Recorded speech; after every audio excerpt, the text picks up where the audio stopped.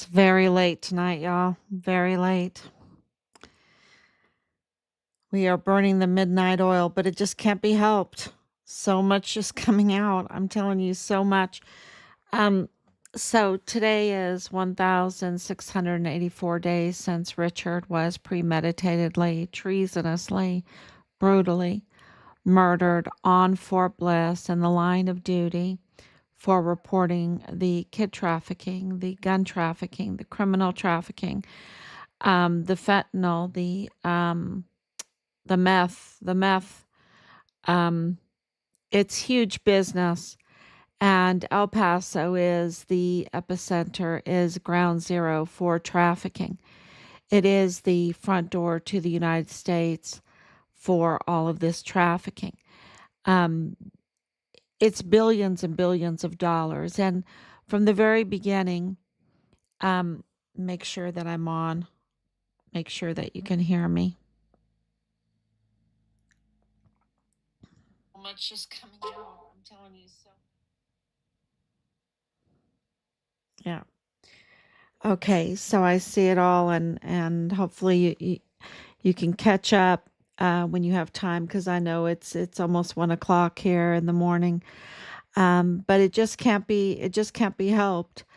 And I'm glad that you can hear, because the support that we're getting is overwhelming right now. And the reason why I want to explain a little bit about El Paso and why it is the epicenter. I don't think anyone um, debates that fact that El Paso is the ground zero for criminal trafficking. You can see that with every step that President Trump has taken since January 20th, publicly um, declaring the Sinaloa cartel as a terrible organization, the T word, right? The T word, the terrible organization that changes the law, that changes the fact that anyone doing business with the Sinaloa cartel is aiding and abetting a terrible organization, which is a huge federal crime, right? So I would say that that's treasonous. That's treasonous.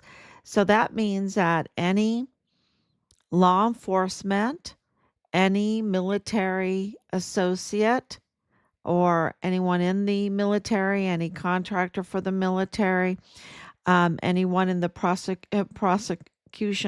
prosecutor's office, the DA's office, any um, I wonder if lawyers count in all of this, right?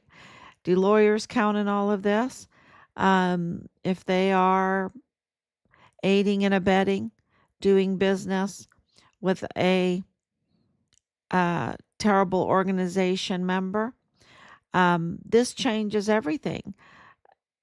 So, all of these migrant shelters, they're closing down right now because you can't do business with a terrible organization, right? The Sinaloa cartel, um, and it is really interesting that General Kelly, who was DHS, right, big general in the military, right after he started getting pretty upset about closing down that border, right?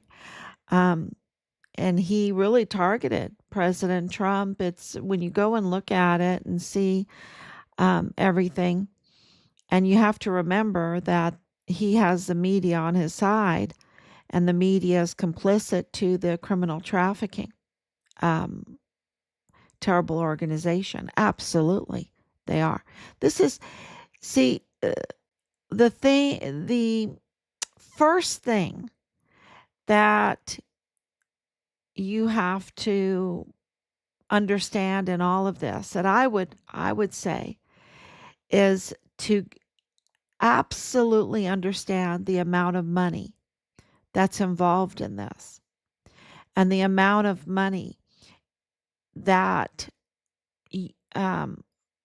provides the political power, and also, yeah, I would say the political power to infiltrate and also bribe people and to get control over the judicial system, and even to weaponize the judicial system, to even weaponize the law enforcement system, the agencies, absolutely. And we know that the FBI ha- had been. Uh, I still think that they have a lot of work to do, because I haven't seen Eddie Nieto being arrested yet, right? And he absolutely needs to be arrested. Um, in my estimation, my opinion. So, and I'm sure that there is a lot going on behind the scenes, but that kind of money, billions and billions of dollars, buys you bribes at the Santa Teresa International Jetport, buys you the planes, right? Buys you the trucks, buys you the bribery of truck drivers, buys you warehouses, buys you bribes for storage units, provides you with bribes um, anywhere you look, you can bribe people, politics, and then even weaponize, because since you are buying them out, right? They work for you then. They don't work for the people anymore. This is why it's so treasonous. This is why it's such a national security threat, because our country is by the people, for the people, of the people, right? And when you have a terrible organization coming in with a multi-billion dollar business that is taking away your power, and placing it in their hands, then you can understand why justice is so upside down. I would say upside down. Why there you actually could see the weaponization of our justice system. You could absolutely see how it was being used against people that were not happy with what the terrible organization was doing to their children, to their schools, to their military, to their jobs, to everything, right? And to the culture. They weren't happy. And those that were brave enough to stand up to it, to call it out, were targeted and retaliated against, um, uh, very swiftly. And I think the biggest example of that, and I don't even think he meant to do it, I think he just was a really nice and a very honorable soldier, and that was Glennon Oakley Jr. I think he knew that he was doing the right thing. It wasn't to be a hero or anything, it was just the right thing. He didn't even consider himself a hero. And at the Walmart mass shooting in the mall, where he heard shots fired in the mall, where he saw a group of law enforcement, so he said, or mall cops, or all dressed in black with M4s, military grade weapons, um, in the mall where shots were fired. Um, he just said what he saw, and he was very swiftly retaliated against, because that was not the narrative for the Walmart mass shooting. The narrative would be the Pat C, right? The Pat C narrative of the false claim of racism, the false claim of white supremacy, because it was a political narrative to target falsely allege and blame President Trump. It was a target to harm President Trump. That's what it was. The Walmart mass shooting. Why? Because he was the authority. He was the chief law enforcement officer of the land. In 2019, he was the president of the United States. And many people don't know this, but when you're the president of the United States, you're also you're the commander in chief. People know that about the military. You're the commander in chief, but you're also the chief law enforcer of the United States. And he was auditing, he was investigating um, Fort Bliss 100% because we were told that. We were told by Brigadier General David Stewart. We were told by CID agent Marlon Soto. We were told by a soldier in Richard's unit.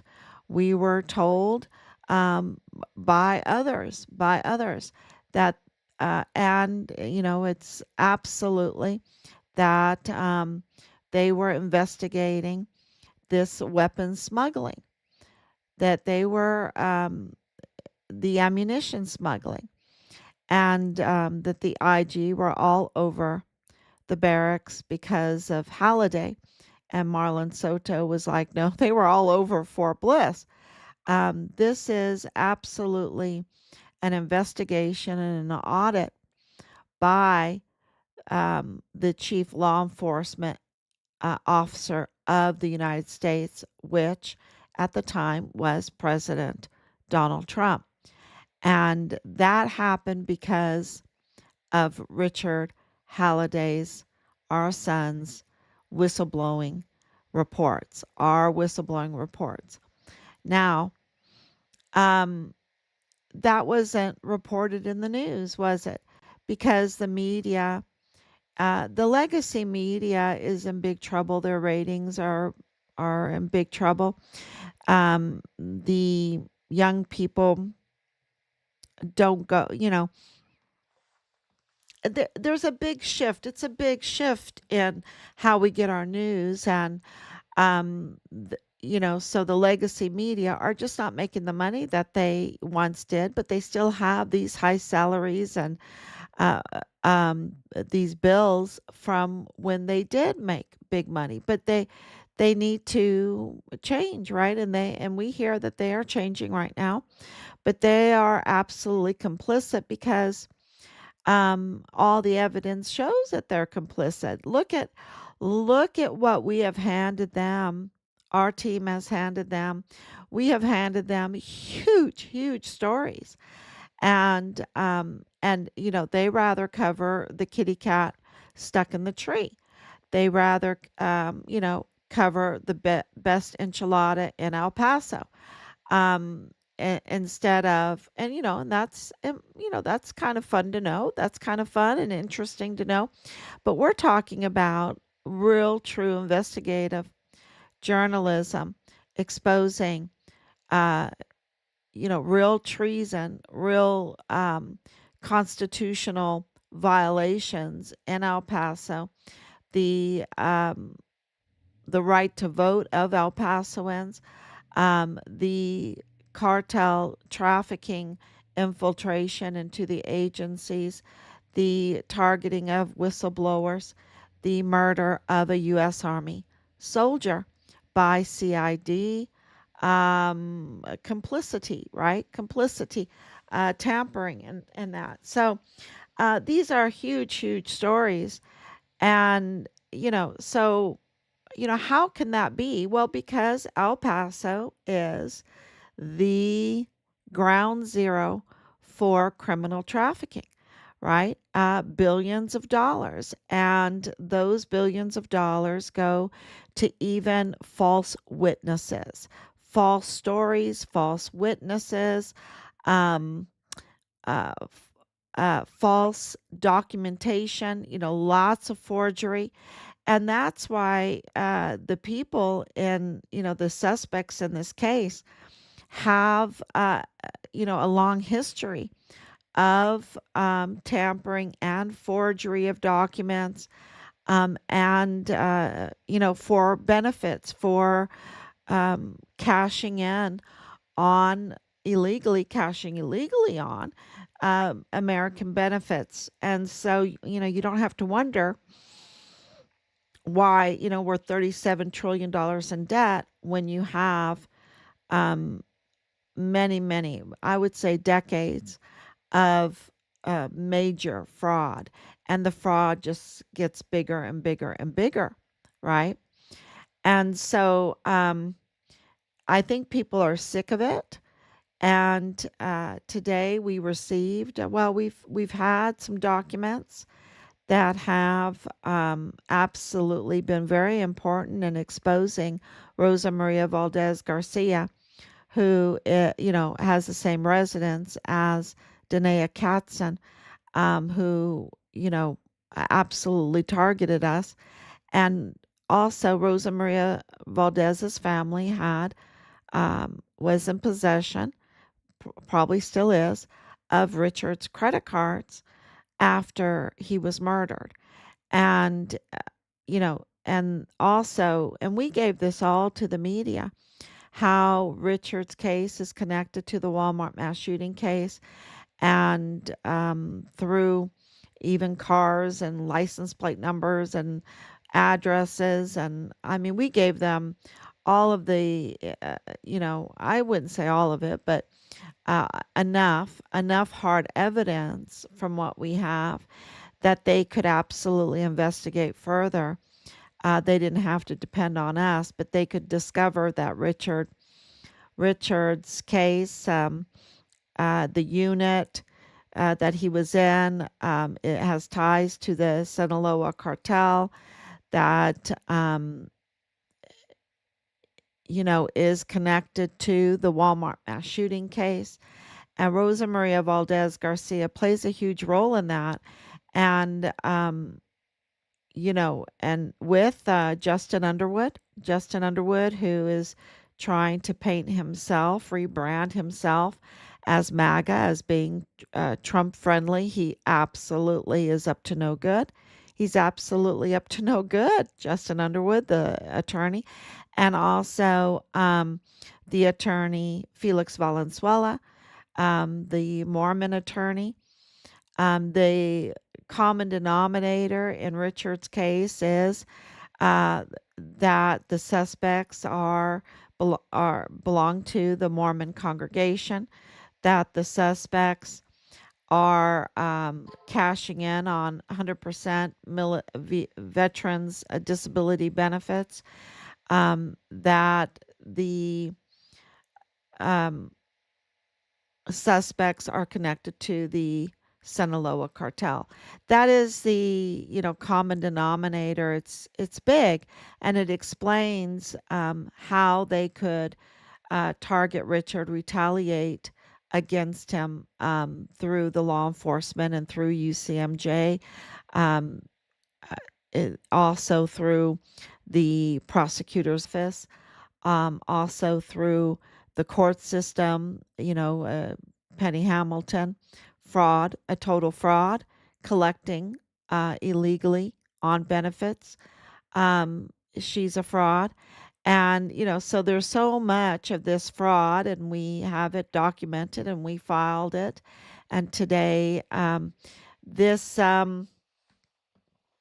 this apostille document that I have in front of me, it's, it seems kind of generic when you look at it. You just don't, okay, whatever. It's a government um, document. But the apostille was, and I'm still learning about it. So if you know about it, thank you, Anicia, for coming on. Thank you, Martha. So late. Thank you, Danielle. This apostille that we have was from Rosa Maria Valdez Garcia. She and um, Alexander Hoffman. So Alexander Gerhard Hoffman wrote, uh, he was shot in the head right at the entrance of the Walmart on August 3rd, 2019. In 2001, they had a very difficult divorce. She claimed really terrible things, and she got everything. She got everything. Uh, no love there. Okay, I'm just saying that. No, no love lost. No love there. A very, very, very difficult divorce. Um, when Alexander Hoffman was shot on, and also we have other evidence about Alexander Hoffman and what he was doing in Mexico, how he was connected to uh, this whole trafficking thing, um,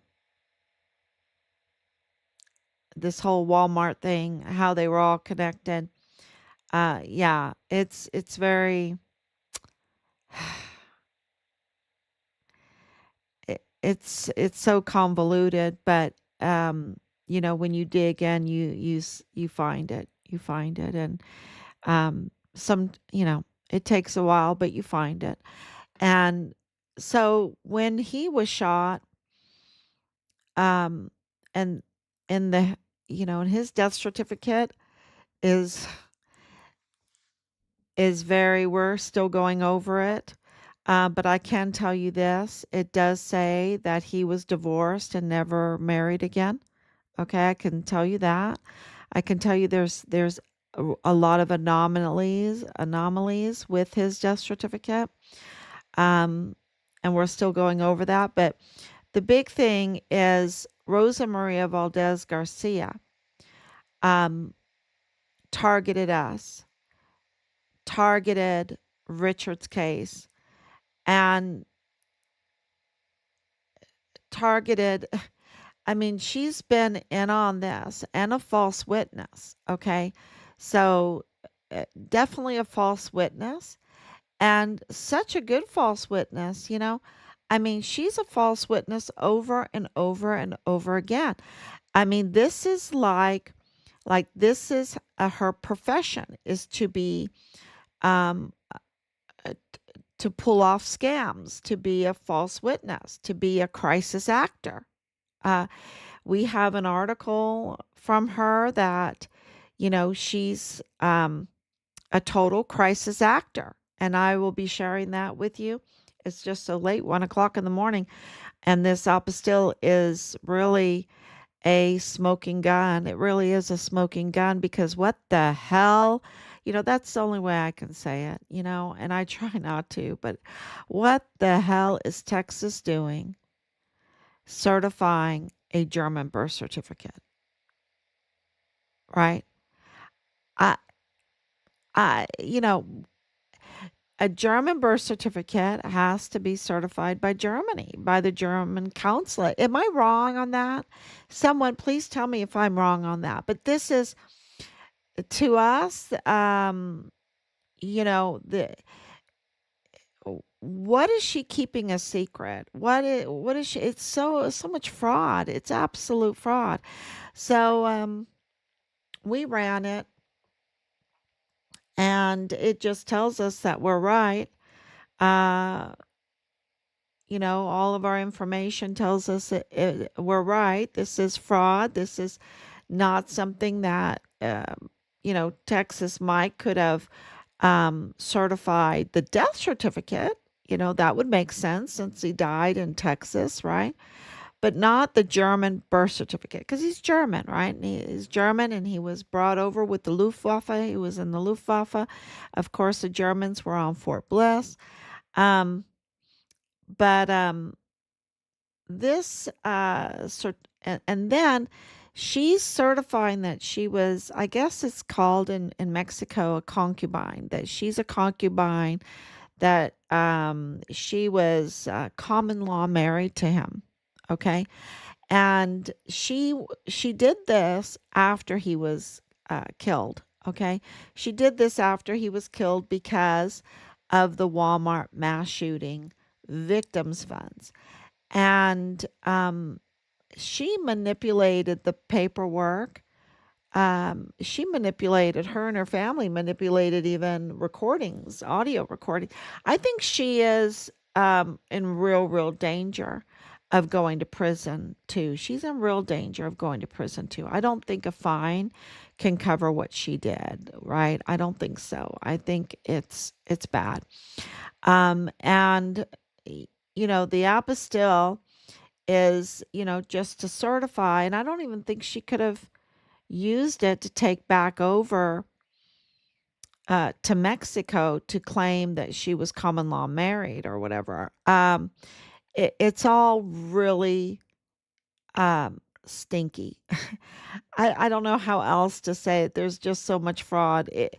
And, her family being Danae Katzen and Jonathan Ambrose, and they're just so engaged in fraud, right? Um, Theft, fraud, waste, and theft. Fraud, waste, and theft. So, an abuse of the system, of course. So this is really, if it, every day, Richard's case keeps on giving, doesn't it?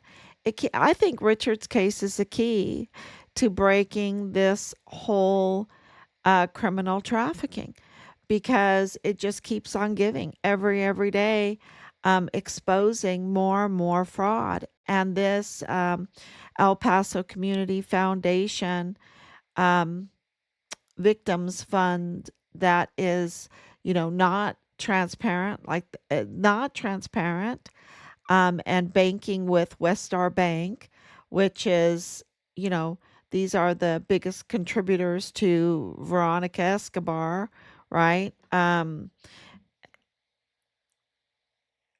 Is, and Beto O'Rourke. This is very political.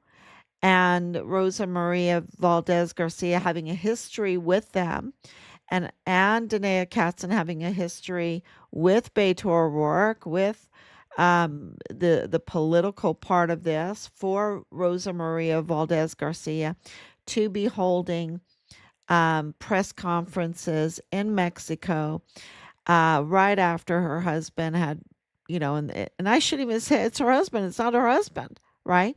But after Alexander had been brutally murdered, and all the fraud around his murder, you would think that she would want to focus on that because there is a lot of crime surrounding his murder and the motives and the death certificate. The death certificate is it's so weird, y'all. It's so weird. But what I can absolutely say right now with 100% clarity is that it does say that he was divorced and never married again. So it did not say, and maybe his children can clarify this, because they never went to court, which they could have went to court, um, but they never. She did it through she got her $100,000 of victims funds through claiming that she was common law. Okay. Now he's German, and I have a huge tie to Germany, and I understand German pensions and everything. They're something that you want, right? They are absolutely something that you want. Um, so, this is absolutely for financial gain. This is for collecting illegally on benefits that don't belong to you. And it's not just her. Um, eh, there's there's other individuals involved in this. Um, so it is really a smoking gun, and we're trying to understand what in the world did Texas do here? What did Texas do? Right? Because all the information that we're getting, um, And even on the top of the apostille, oh, if you look at it, and I posted it on Facebook and I'll post it other places. It says you can't really take it out of Texas, um, but you have to have that in order to get the common law. I'm trying to understand this. All I know is it absolutely proves fraud. It absolutely proves that there is fraud, because of the other documents that accompany this. And, Germany doesn't take kindly on uh, just dismissing their laws or their rights, um, and fraud committed on Germany. Germany doesn't like fraud committed on Germany, okay? um, they're very stamp happy. They want all that, you have to have lots of different stamps to make it legal. Um, so to have a constant fraud, and this is where Veronica Escobar has to be held accountable too, because the absolute out of control tampering with documents, Bill Hicks, Jane Nelson, the Secretary of State of Texas, uh, um, James Montoya, the county clerk's office, a 2028 stamp. What the heck is that? A 2028 stamp? Um, the I would say Vinton, Vinton, they don't even use stamps, right? They don't even want to do a timestamp. They're just, I don't know. The tampering of documents by the CID, by, um, uh, of course, the Leilani Hart. Um, I would say Dallas Hart as platoon leader. I would say the tampering by David Parks. I would say by Major General Clem Coward. I would say um, the El Paso Criminal Law Magistrate Court. I would say the FBI, the leaking of, um, but all of, and I would, and then the media complicit with it. So that's brings back, it goes full circle. Why would they be so complicit with this criminal activity, with the tampering, with the altering of files? Because not only do they tamper with creating crisis actors and false um, fake witnesses, false stories, false narratives, hacking in, because absolutely, in order to tamper with the files, you have to go to different computers. You don't want to use your own. You don't want to leave a trail.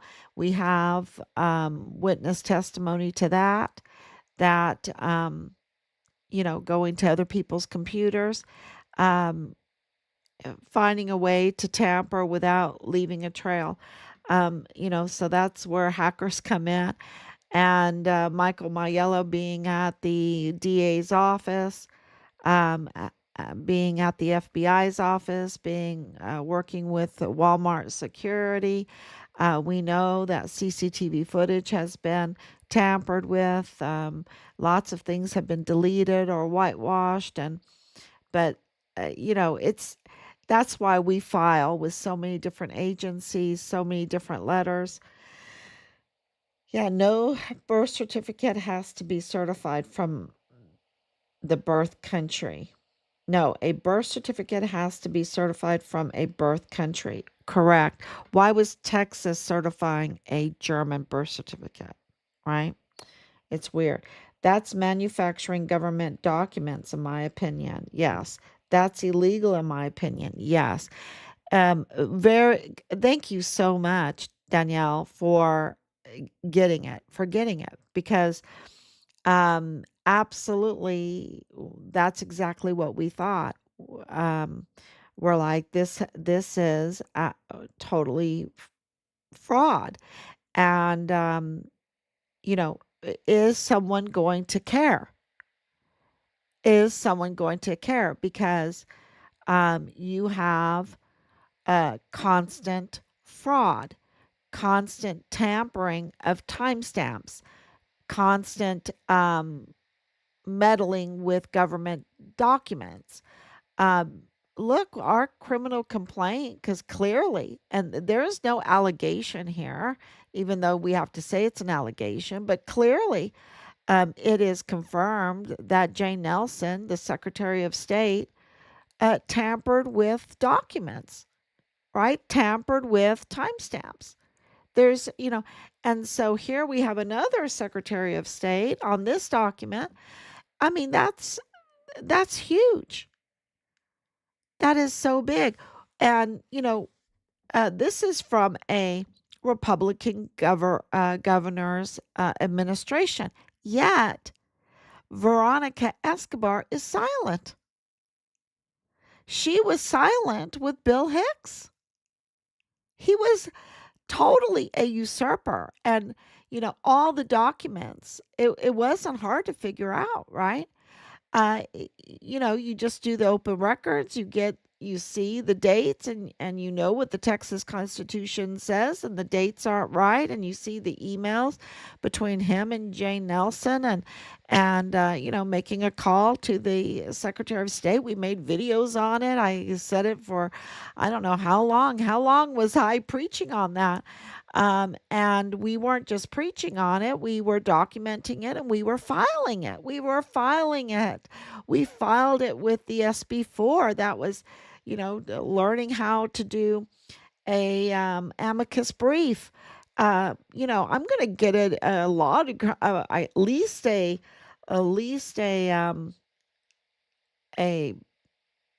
what do you call it, a paralegal degree out of this. Um, it's just absolutely fraud all the way around. And what you see is that it is not about Republican or Democrat. It is about the Sinaloa cartel having control over Fort Bliss, the front door of our country, to openly, with impunity, traffic into this country. Traffic meth, traffic all kinds of substances, including the fentanyl, traffic humans, and smuggle with the weapons and the bullets. And this is the news that we got yesterday, and we're getting such groundbreaking news every day. And I need to keep talking, right? Because people need to hear that Veronica Escobar and all her uh, attacks on President Trump, and not sitting through um, his speech to Congress, which that is her duty. Her constituents are both Democrat and Republicans. It's her duty as a representative to sit through those speeches. Republicans had to do it with Joe Biden, with Clinton, with what you there has to be an honoring of your duty, your political duty. And she got up and walked out of there. She didn't have to like what he said, but she had to sit through it. They get paid all kinds of money. They get into Congress, they become multimillionaires. She could at least sit through the speech to Congress. That means to her, to the people of the United States. And, she didn't do that. But yet she goes and meets with the president of Ukraine, Zelensky. That was so disrespectful, um, because Ukraine would be already in Russia's hands if it wasn't for the United States. And it's like, y- you're a beggar. You're a beggar, and there's a humility that beggars need to have. And yet, even after that, even after that, Veronica Escobar, who can't sit in a meeting of her own president, will go and meet with Zelensky, a foreign leader that is in opposition, and meeting with him in opposition to President Trump. I think that is huge. And then when you have this kind of money, you're talking about $100,000 for Rosa Maria Valdez from the Walmart mass shooting victims funds. You would think that Veronica Escobar would want to make sure that the fund transfers are open to the public, are transparent, and that they go truly to the victims. And Rosa Maria Valdez Garcia is not a legal victim. Okay? She's not a legal spouse of Alexander Hoffman. And this is what this document shows is the fraud, the extent of the fraud um, that was perpetrated in order to collect on his death, on his death. And the dates are there. If she wanted a common law marriage, they weren't even, there's no evidence because of addresses and everything and him going back to Germany and all of that. There's no evidence at all that they had a common law marriage. And so the fraud um, is huge. Matter of fact, there's evidence of the contention of, taking everything from him. Um, that doesn't sound like someone that wants to reunite with him, that's living with him, that wants to be married to him again or anything like that, right? So, and we just see that with Danae being 4 times on the 10 most wanted, and all of who we talked to several, what, 7 people, um, of all the con jobs, and then, before everything was taken down. You notice Michael Mayella will take his stuff down, Jules Tuganon Chan will take his stuff down, Dallas Hart will take his stuff down, and they'll replace it with this puff piece, like with Texas Heart. That's kind of like a puff piece that's coming out right now. I don't know what's going on with that. Um, that it's it is. I think we're being very effective. We're being very effective, and the multiple billions of dollars in this business. Um, in order for someone to be effective, it could only be the hand of God, and we're being effective. I think the sand is crying out for the victims. Um, Maybe it's the blood in the sand that's crying out to God. Um, and For us to be this effective, for us to be in possession and be of such evidence and be willing to document it and to file it with authorities and with the media, um, it's the hand of God, right? It's the hand of God. And so this is a divine justice. That's what this is. Um, the The children, um, who knows what all of those weapons, and I think I forgot to say it. 50% of all the weapons going to Ukraine were funneled to Mexico to the cartels. That's been confirmed. That's been confirmed. Think about that. And who are we now really? Is it kinetic already? Is it kinetic already? So we'll be defending ourselves, our country, against our own weapons, our own bullets. It's crazy, isn't it?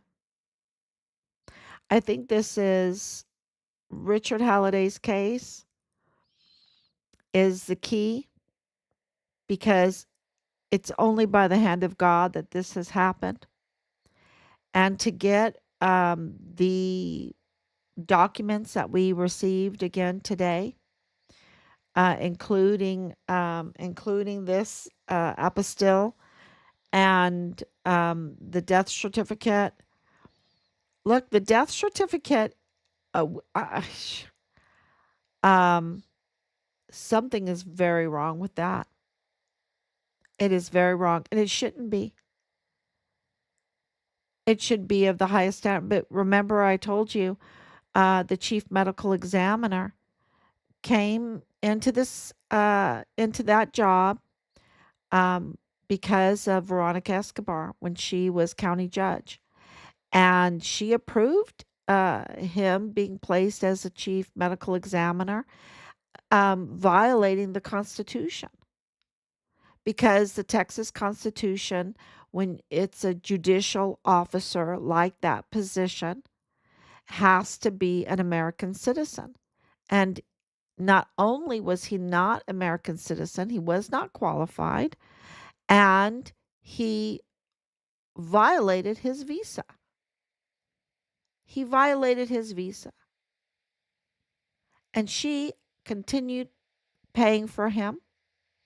And he is connected to Rosa Maria Valdez Garcia. He is connected to Bliss Avenue. And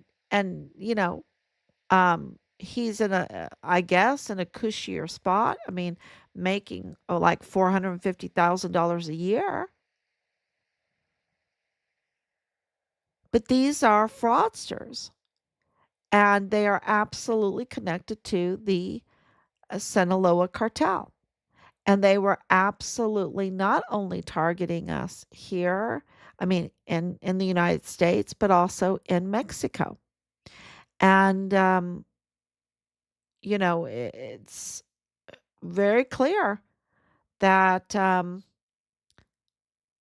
you know, people in Texas are sick and tired of it.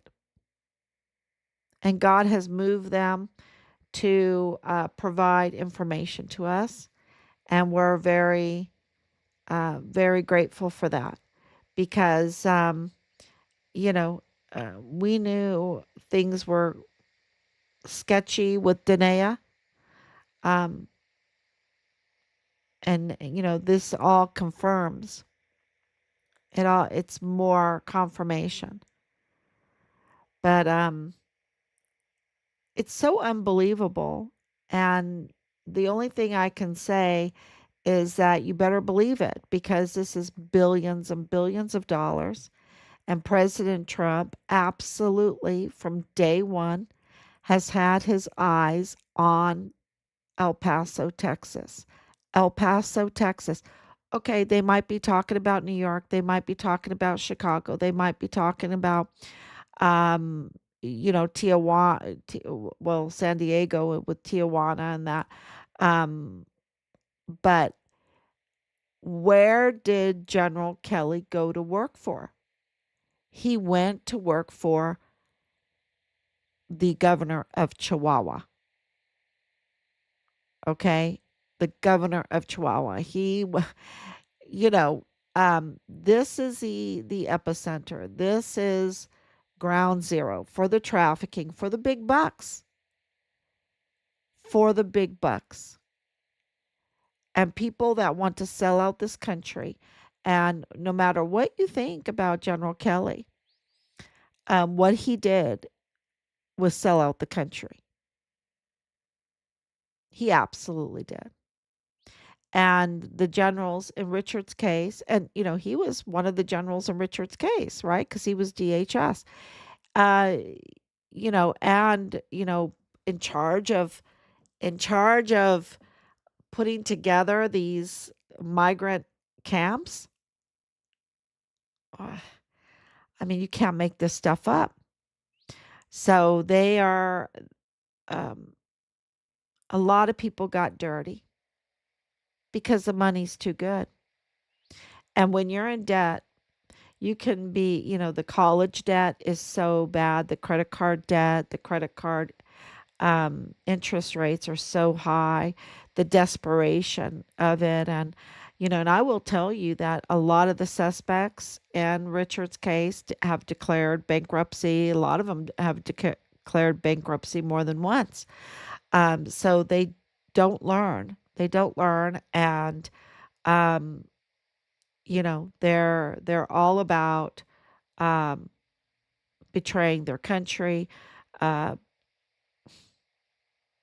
and they don't realize how dangerous it is because when when people are willing to do this and they have control over the front door of our country, then other more devious infiltrations can come in.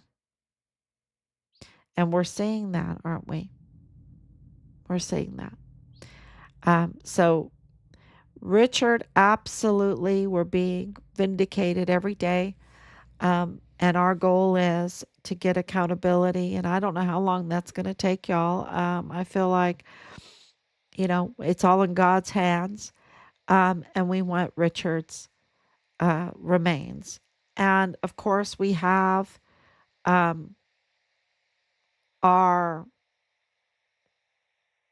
our legal avenues that we can take. Um, we keep really praying about that. Um, when the time will be right. We just we just wanted to have it um irrefutable irrefutable evidence because we know that the legal system is weaponized, is crooked. um and we watch President Trump and all of his cases and we're just like in horror, right? In horror. um how they would tamper and manipulate, and then the media didn't have his back. They weren't fair at all. They weren't fair. And you don't uh, not that they should have be on his side, but they could be fair, and they weren't fair at all.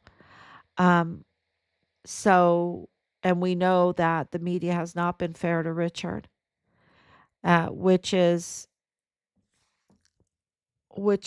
very indicative of that we're right, because they would be fair if anything they said or would want to say would be a little bit accurate. But because he was reporting on the criminal trafficking, because he was such a threat to the trafficking activity and those, I think at the highest levels, I'm talking about, um, it is interesting that El Paso Matters was kind of like made to go after Richard. I don't know. It seems like it. Seems like it. Um, so who's behind that, right? Who's behind that? And I'm not talking about Bob Moore. So it's all, you know, I think we've come a long way since 2020, 2021. And we absolutely understand that there is, I mean, how can you say a deep state, right? A deep state, a cartel enterprise. And, at the beginning, when I would say something is really wrong, it's how could that be? Now it's like, oh my gosh, yeah. Oh my gosh, they have the FBI. Oh my gosh, they have the CID. Oh my gosh, they have our dirty generals.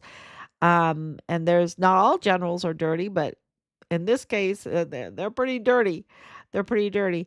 And the justice system and all that, and to find out about Judge Guadarrama and Michael Mayella and all of them and Patrick Crucia's case, you just see that. And I think one of the hardest letters was to this complaint against the Secretary of State, Jay Nelson, because that's just heartbreaking.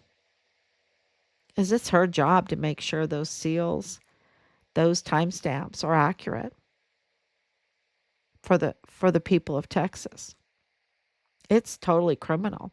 If justice is served, she could minimum 20 years in prison. I think that was just heartbreaking for us. Um,